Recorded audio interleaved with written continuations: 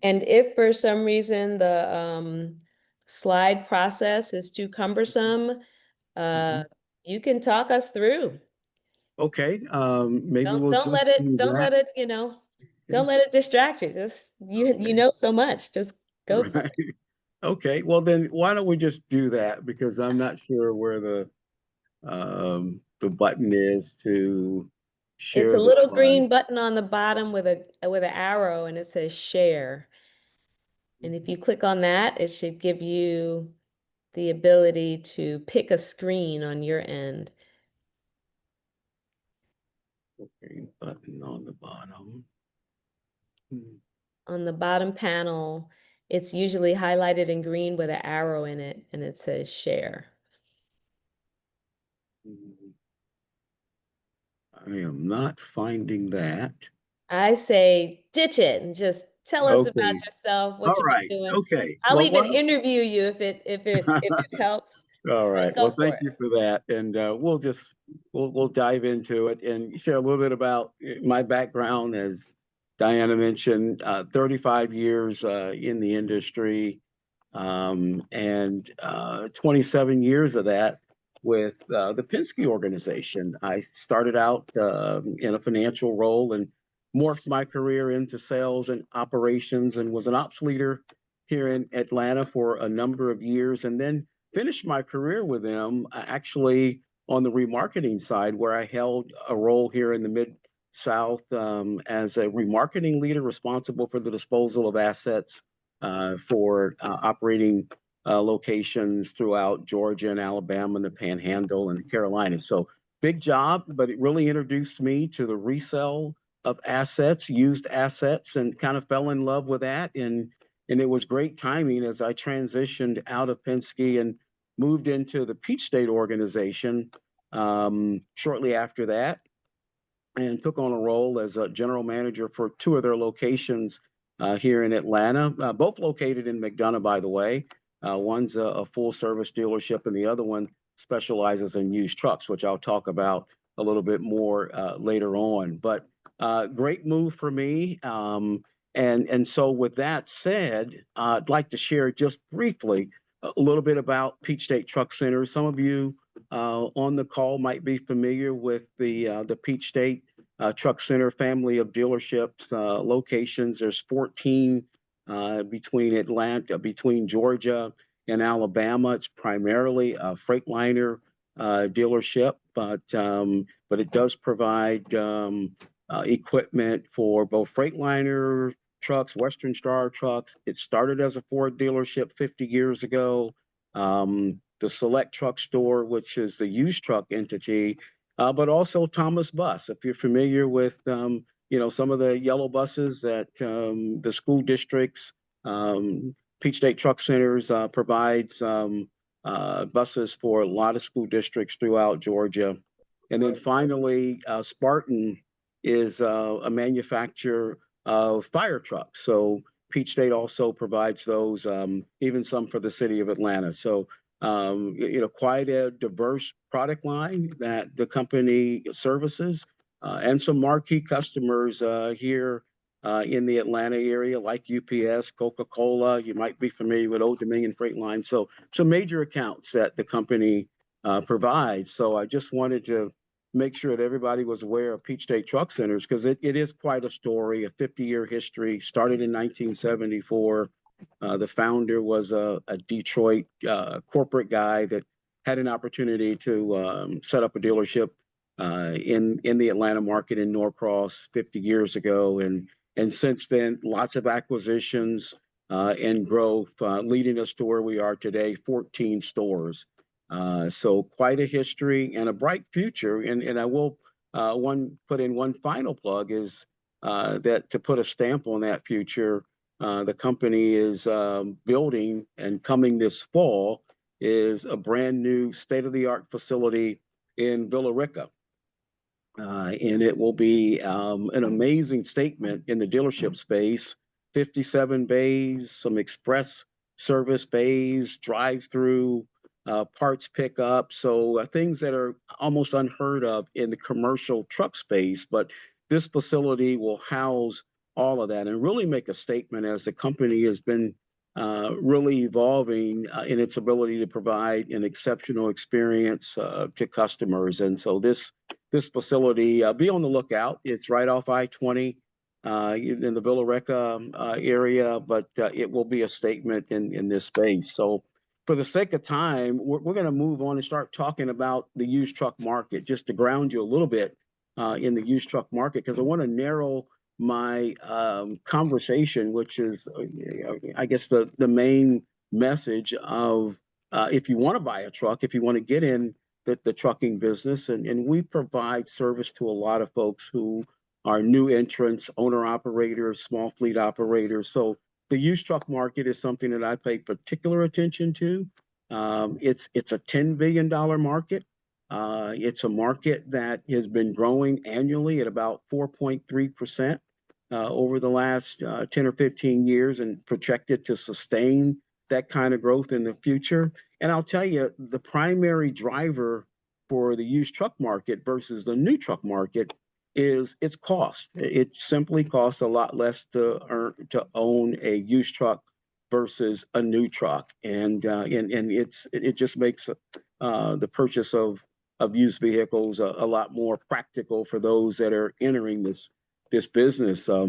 But the market itself is certainly subject to some ebbs and flows, and just to share some of the dynamics, your basic supply versus demand. So when new used trucks are coming into the market, the more used trucks that are coming back from new truck customers that are turning in their vehicles after 3 or 4 years, as that population grows, the price of the vehicles will go down.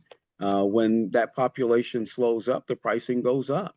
The other influences on the price of used trucks is the mileage of those vehicles. If they come back with higher mileage, that can influence the price negatively. Lower mileage, just the opposite. And the same thing with the vehicle age. So those are the three things primarily that we look at when we're monitoring the valuation of used trucks in this market. And just to share a little bit about some extreme volatility, we all remember the days of COVID when so many folks were involved in trucking and transportation and logistics because it was so critical to keep products on shelves. And at that time, there was such a demand for used trucks that it actually spiked the pricing almost double what a normal used truck would cost. So, for example, a used semi-tractor, sleeper tractor, if you will, that's 3 or 4 years old with 400,000 or 500,000 miles might retail for $65,000 or $70,000. We saw that pricing spike up over 100 for a certain period of time during that rush to keep vehicles on the road delivering products. And then, of course, what goes up can come down. So eventually that valuations came back down to more normal levels after we got on the other side of COVID. But just to share that, the volatility is there, and it's typically based on, again, just supply versus demand curves. Some other things that our customers, those that are looking to buy into a used truck, things that they pay attention to that will influence their decision is freight rates. What are the current spot rates or contract rates to haul freight? When those rates are going up, it's attractive. Truckers can make more money. Operators make more money. And the opposite occurs when rates are going down.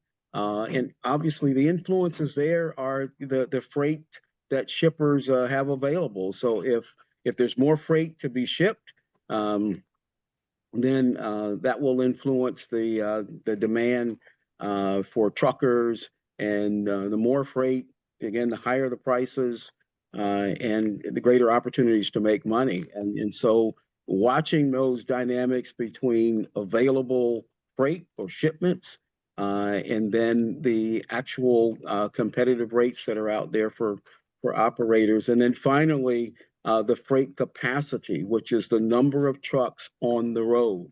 So as that goes up, it can drive freight rates down.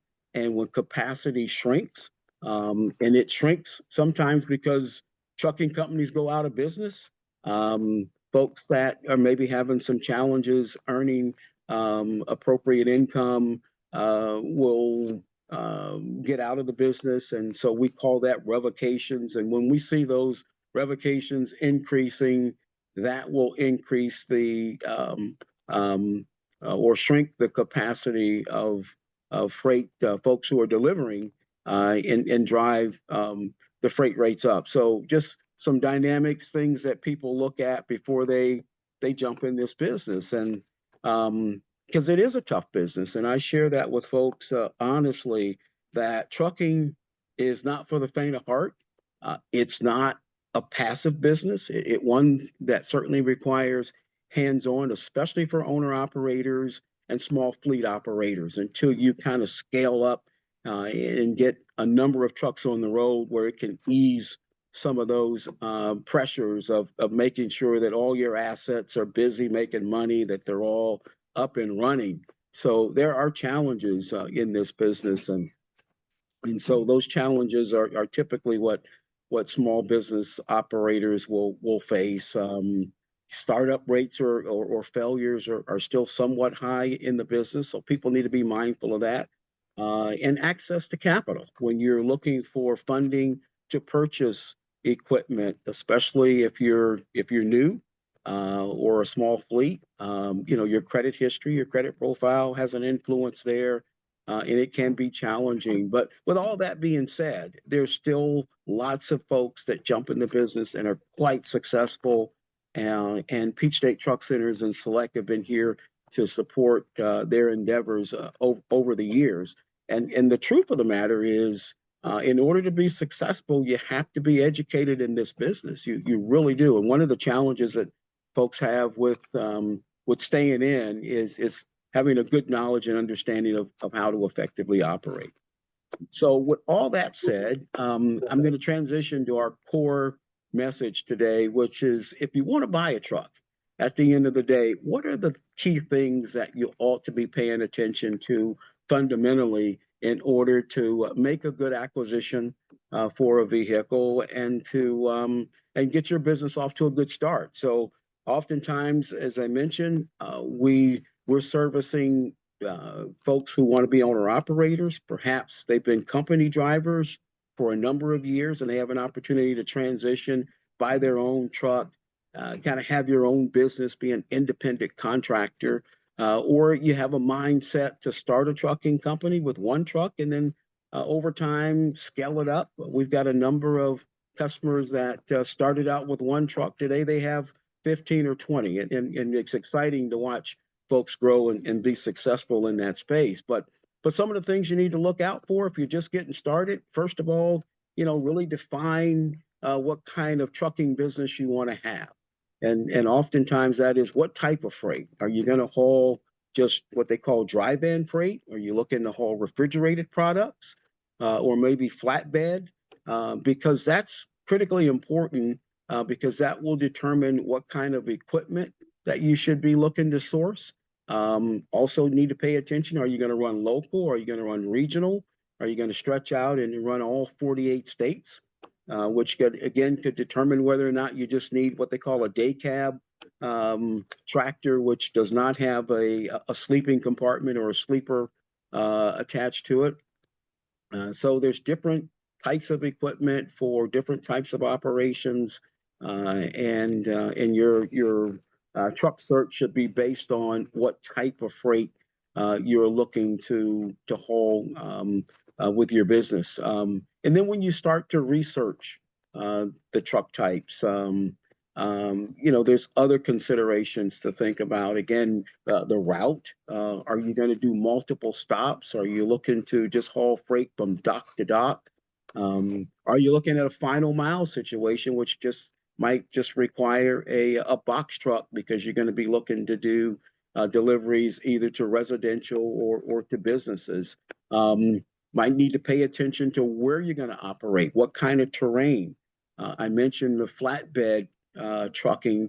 which could take you off-road, making deliveries at construction sites. So all of those things will determine what type of truck, specifications for the truck, meaning what type of transmission, what type of engine displacement, lots of things to consider based upon the business you're looking at using your truck for, and then what type of truck you ultimately decide.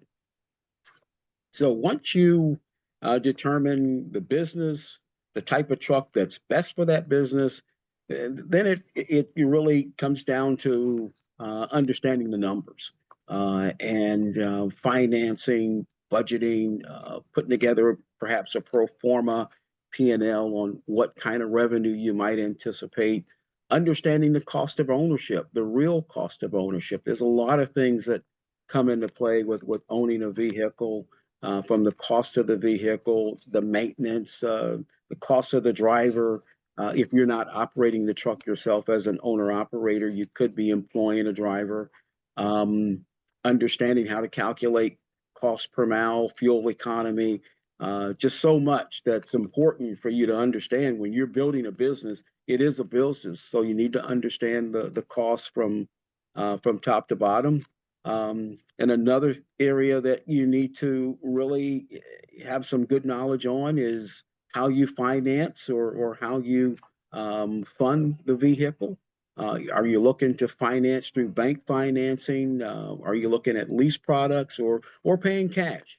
So whatever option you choose, you should have a clear-eyed understanding of the relationship between those three. They all offer different ways to finance a truck, and a leasing proposition could be a full service lease, could be what they call a track lease, but pay close attention to leasing arrangements because some of them at the end of the lease will allow you to return the vehicle with no obligation. Others may have balloon payments or other stipulations at the end of the term that which don't allow you to take ownership, full ownership of that vehicle. So we always caution our customers to really understand the paper, understand your finance arrangement, and the better you are from a credit worthiness standpoint, the easier that gets, obviously. And commercial truck financing is not like automobile financing. Some folks that are new to the business kind of make that assumption that, well, if I got a good credit file and in some good trades, that it ought to be as simple as buying a car. And that's not the case. And it's not so much your personal credit profile that comes into play. It's the industry itself, the experience that lenders have in this industry, and it's also the vehicle. Banks will tend to look at a piece of a vehicle and want to make sure they have a good valuation to protect themselves in the event of a default. So that can influence down payment requirements, terms, all of those things will come into play when you're looking at um, determining what your funding plan is for buying trucks. Um, Next consideration is when you start to search where to buy a truck. There's several places you can look. Obviously, the dealership network is one area. There's a lot of what we call OEM or original equipment manufacturer dealers, such as a Peach State Truck Centers um, or Rush Trucks for international. There's several OEM dealership networks to look at. And then there's also a host of independents that are not tied to OEMs. And then there's private sales. So there's three typical areas that people look when they're searching for used equipment. Um, but we always strongly encourage customers to consider OEM dealerships. And one of the reasons why is an OEM dealership, if you're buying a Freightliner product, for example, buy that product from a Freightliner dealer because they have access to all of the diagnostic equipment to check it out, to make sure that it meets all of the standards and readiness. And if you purchase an asset from a non-OEM dealership, they may not have those capabilities. So that's something to be mindful of. Other sources to research when you're looking at truck values, what is the current market price of a truck? There is a national truck marketer called Truck Paper. If you're familiar with them, they both have a digital presence as well as a print presence at truck stops. But Truck Paper's been around for forever, and they really can provide you some good baseline information on what trucks are selling for. So once you identify the type of truck you're looking to buy, Truck Paper is a good listing to review and see if those valuations are consistent in different markets. There's another source you can consider called JD Power. JD Power is a guide that also provides truck values, truck valuations. Banks use that platform as well as insurance companies when they're rating insurance products. So those are some resources that you can consider when you're trying to determine what's a fair market price for a commercial vehicle. And again, your search, I would always highly recommend that you focus on OEM dealerships because of their capabilities. And the reason why, quite frankly, is equipment over the last 20 years have become so complicated, technical, sophisticated with multi-computers and systems and electronics that only the OEM networks that have that proprietary equipment can really adequately diagnose and help you understand the the status of the vehicle before you purchase. And before you purchase, we highly recommend that you have a good inspection done on a used commercial truck, and that you take some time to test drive. There's so many things to look for when you're looking at a used asset. Obviously, the checking the engine, transmission, brakes and tires. Those are some of the fundamental things, but looking for fluid leaks in certain areas of the engine or the rear end, as they call it, the axles. Those are all clues that maybe a vehicle has not had a good maintenance history. So it's so important to check it out thoroughly. And then, as I mentioned, that electrical system, which gets into the diagnostic side, which again, OEM dealerships are the only ones that have the tooling, the capability to really investigate that.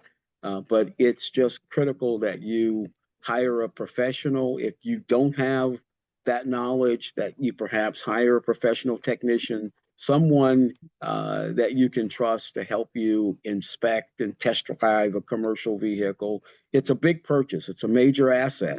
And if you don't have that knowledge and capability, then we strongly suggest that you find someone to help you in that regard.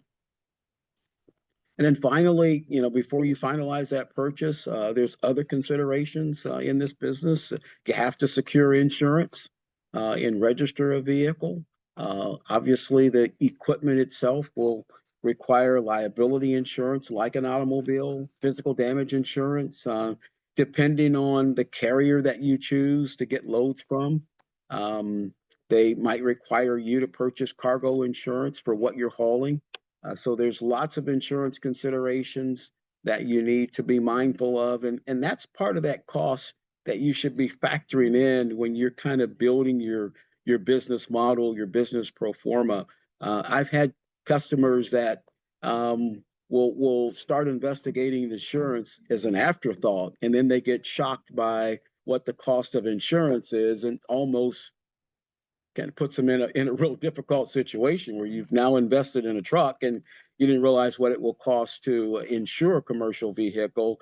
And so now you're starting out a little bit less than what you expected in terms of profitability. But there's other things to consider. your DOT, Department of Transportation credentials, licensing, permitting, some of those miscellaneous and sundry costs that all go into getting a vehicle ready to hit the road. And then finally, just as a review, before you buy a commercial vehicle, review the paperwork, review that contract or that finance agreement, whatever you have chosen that's best for you to invest. It's important that you understand exactly those terms and conditions. And then finally, the title transfer, make sure that all of that paperwork is in order. And then we always encourage our customers to consider warranty products, warranty offers. Before you buy a commercial piece of equipment, you should certainly look at some warranty support because again, it's a commercial vehicle that requires maintenance and attention. And the better you protect yourself in the event of issues with that equipment, it will help you sustain your business. And I tell customers that are looking at secondary equipment, I call it, in the used truck market, that new truck owners do the exact same thing. All of your major fleet that are operating equipment, whether it's JB Hunt, Walmart, Creek Carrier, um, all of these companies will buy new trucks.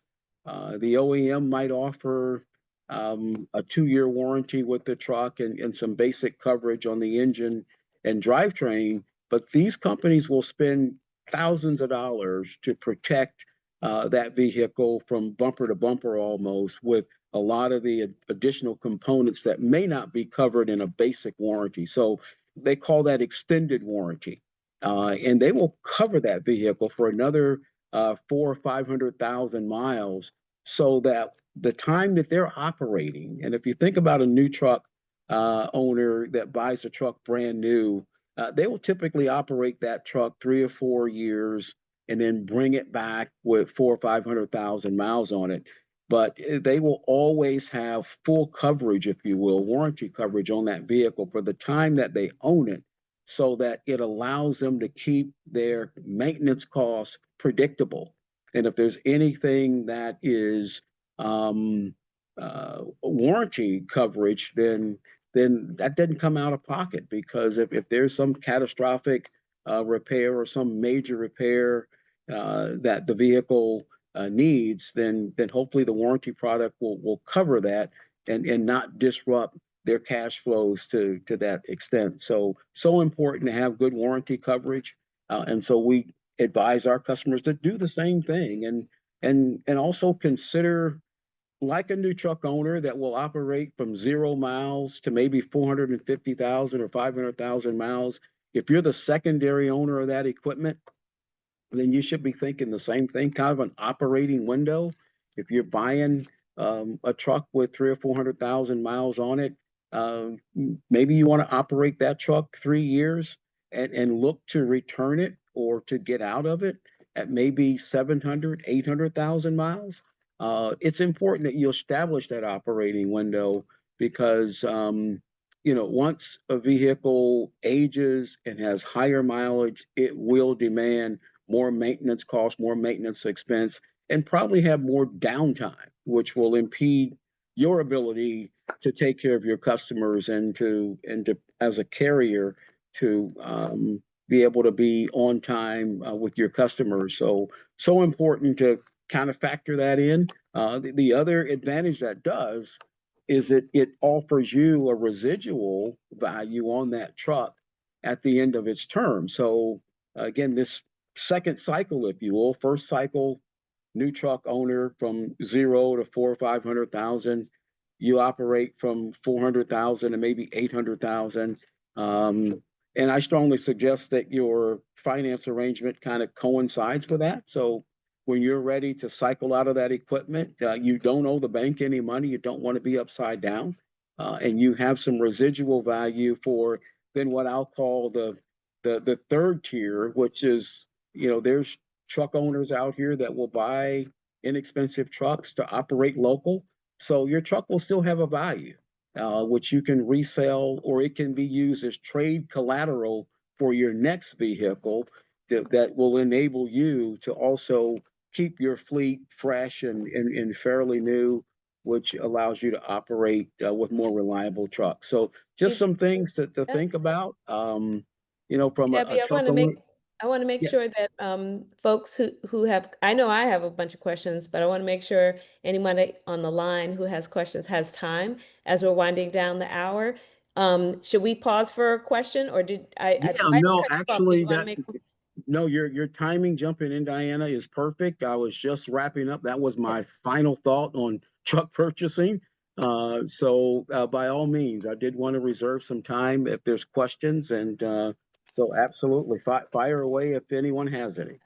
Well, if anybody's been on this call knows that I always have a whole lineup of questions, but I want to give anybody out there who has a question the opportunity first. Please go for it if you do. Good afternoon, and thank you so much. I'm a new chamber member, so I appreciate this time and it's perfect timing. Okay, so my husband has a box truck. He recently passed, so I'm on this call to try to figure out what to do with it. I'm hearing all the things you can do with it as a business owner, so I was trying to figure out whether to sell the box truck or are there opportunities to rent out the box truck? Because it appears that that would be a better, longer game in regard to some revenues to get from the box truck, a one-off sell it or to rent it. And are there opportunities and what kind of companies actually rent box trucks to people who may not be in position to then purchase their own? hmm I'm not familiar with companies that rent, other than the major companies like a Ryder or Penske that have their own rental fleets.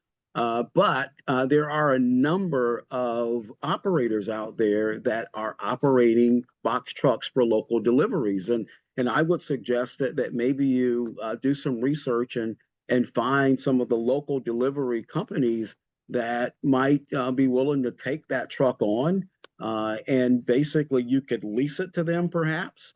They could put a driver in it if they're established and they have several trucks that they're operating. You could perhaps set up a lease arrangement with one of those outfits and start to generate some residual revenue from that asset before you make a decision to sell it. And if you do make a decision to sell it, then there's some avenues to advertise. I mentioned truck paper at one point. That's one of the primary advertisers of commercial trucks. So there's some avenues that you can consider for resale. I put truck paper and JD Power in the chat, so copy the chat. There was also someone on the call who said that they were looking for the possibility of perhaps buying their first box truck. I don't know if that person is still on the line, but let's stay in touch so we can maybe get your opportunity matched up with someone who needs one as well. That's Mhm. awesome. And I'm Yeah, sorry for your loss. yeah, absolutely. Yeah. Anybody else? Okay, I have a couple, and I think they're kind of quick ones. Can you ever invite us to visit your your new Villa Rica site? Well, absolutely. Again, it's opening in the fall of this year. Mhm. There will be a grand opening, and so stay tuned for details for that. I'm sure we're going to be hosting some opportunities for folks to come and visit the facility. So I will keep that in mind Yeah. and make you aware. Absolutely. Invite us down. We'd love to have a special ABC visit. I think that would be awesome. The second thing is I have your 957 number and your Peach State Trucks email. Can I distribute that in the chat as well for Absolutely. everyone? By all Okay, means. I'm hitting Absolutely. send on that. Um, Talk about everybody wants to know how tariffs are impacting the industry. Give us a very quick snapshot of what you're seeing, feeling, or just generally what's going on in your world and with all the kind of unsettledness. Can you give us a sense of what's going on in your Yeah, world? it certainly can, and certainly in the truck space, new trucks or used trucks, it basically slowed things down. A lot of folks are just kind of standing down at the moment, not wanting to make decisions. So what we've experienced, and it's been more dynamic on the used side, is just a slowdown in sales. On our new truck side, the orders for new trucks have also slowed down. People are just trying to figure it out. I mean, obviously, there's some estimation of what that cost impact might be if you order a new truck today. Our manufacturers have given us some guidelines if folks order, but at the same time, with the kind of chaotic nature of how things are rolling out, the position that a lot of decision makers have right now is just to stand down. So that's what we're feeling, and we're hopeful that it'll be short lived and we can get back to some normal business activity. Anybody? I have a couple more, but somebody else can jump in for sure. All right, I'm gonna keep going. You are a wealth of information, and thank you. You covered so much. I'm glad this will be recorded so we can get it out to a lot of folks. I wonder whether or not Peach State Trucks has sort of learning resources that are available to its clients, webinars, publications. Is Peach State Trucks a source of uh, resources for preparation for an endeavor? Do you all do Yeah, anything formally? yeah, we do, and we do that by way of blogs. So if you visit any of our websites, peachstatetrucks.com or selecttrucks.com, you'll see some of those resources tagged on the website. But that's pretty much what we do from an educational standpoint. But would certainly invite anyone to reach out to us via the website and then contact me or contact us personally, and we will be very open to share what we can to assist anyone in this business. And then in terms of trends, you see all the women that are on this call. Have you seen that uptick in your sales, women getting into this business? And if Absolutely. so, what else have you seen? Mhm. Absolutely, and thank you for raising that question. And again, I apologize for the technical challenge because I did have a slide or two that, and one of them was just sharing the diversity of our customer base. I've seen that change over the last 15 or 20 years, and it's amazing and exciting at the same time. Not only are women operating vehicles as drivers and owner operators, they are owners, investors, and that trend has been growing significantly over the last 10 or 15 years. And so we do host just again just a diverse demographic of buyers and people that are in this truck space, and it's actually it makes my job even more exciting, just seeing the number of people that are looking to operate and own trucks and build businesses and have some tremendous success with it. So great question. And that trend has been growing consistently. The demographic has changed over the last 20 years. It is amazing. Yeah. That's pretty much all I can say about that. And then the last thing in terms of trends, and then we're going to wrap up right on time, is EV. We did a seminar, a panel discussion earlier this year about the future of EV. We talked with Prologis, and they shared with us some of their innovations for their warehouse space and what they're trying to do for mobility. What's the future of EV look like for the layman getting their first truck? Yeah, a good question. In the trucking area, it's interesting because there has been some interest in EV. However, it has been stalled because of the buildup of infrastructure, especially for big trucks.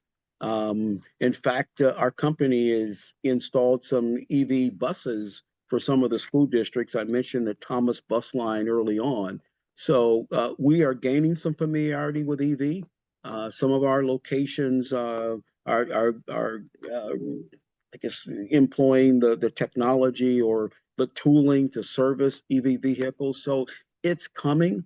The OEMs have spent billions of dollars in R&D to develop and create EV tractors and all kinds of commercial equipment.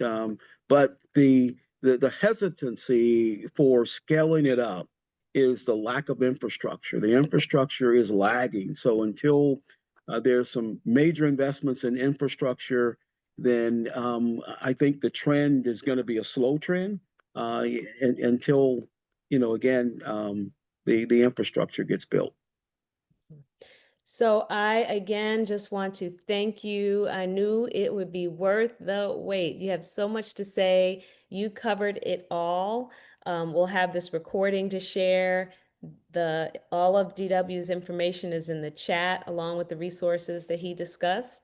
Let's keep this community going and thinking about all types of transportation, but just know that we now have a friend in the truck distribution, sales, used and new truck sales arena. So thank you, DW, and thank you everybody who is here now and was here before. Thank you. Well, thank you, Diane. Thank you all for having me, and I appreciate the opportunity to come and share this morning. Thank you so much.